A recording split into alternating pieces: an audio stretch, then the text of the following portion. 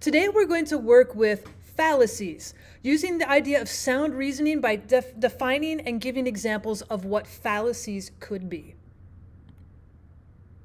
So what are fallacies? Well, sometimes people make mistakes when making arguments.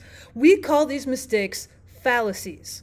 So fallacies are arguments with flawed logic. Basically, their argument just does not make any sense.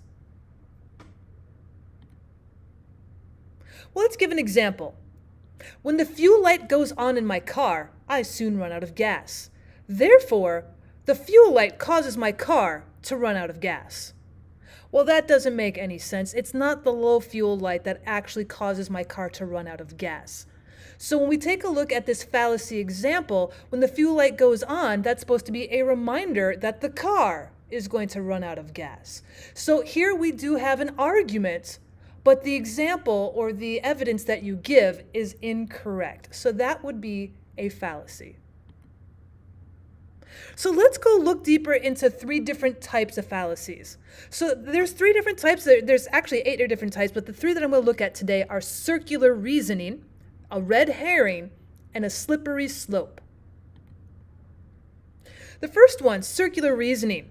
When we define that, basically you say the first point, A, is true because point B is true. And then you also work it backwards. Because A is true, because B is true, therefore B is true because A is true.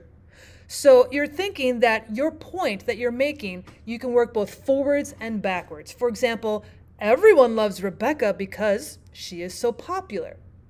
Well, then you, for circular reasoning, would say, well, because Rebecca is so popular, everybody loves her. I have a feeling that's not correct. You must obey the law because it's illegal to break the law. Well, it's illegal to break the law, therefore you should obey the law.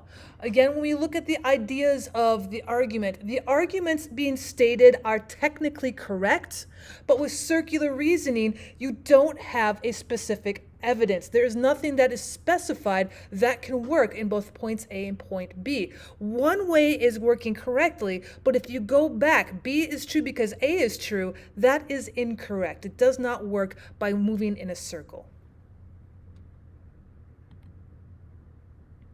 Another fallacy would be called the slippery slope.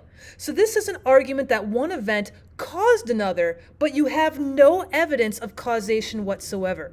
For example, if we let our government ban certain guns, they will eventually ban all guns. So again, you have the argument that could be a true fact. If you let your government ban certain guns, that could actually happen.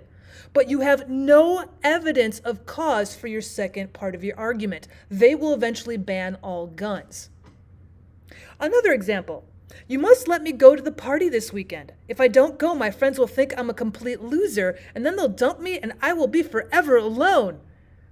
Well, maybe perhaps your first sentence is correct, but you're not giving any evidence afterwards of the cause.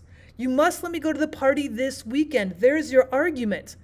But then when you say, if I don't go, my friends will think I'm a complete loser, where's the evidence? They'll dump me and I'll be forever alone. That would be pretty difficult to prove with evidence. Then we have a red herring fallacy. For a red herring, something irrelevant is stated, meant to distract you from the argument. The argument will still be stated, but they're going to give you a piece of evidence that has nothing to do with the argument in the intent to distract you from your first argument. They want to make sure you don't remember the argument, so they're going to distract you with something that doesn't go along. For example, in government defending one's inaction in regards to increased crime, perhaps somebody would say, the crime in this city has in fact increased lately. However, let's consider that the weather has changed as well. Things change over time. You can see that somebody brought up the argument that the crime in the city has increased. And we did use a piece of evidence afterwards that could be factual. Let's consider that weather has changed. Things do change over time, but the weather has got nothing to do with the argument about the crime increasing in the city. So we're using something irrelevant that is supposed to distract you from the original argument. Thanks so much for stopping by, guys. If you could, please go check out some more of my videos.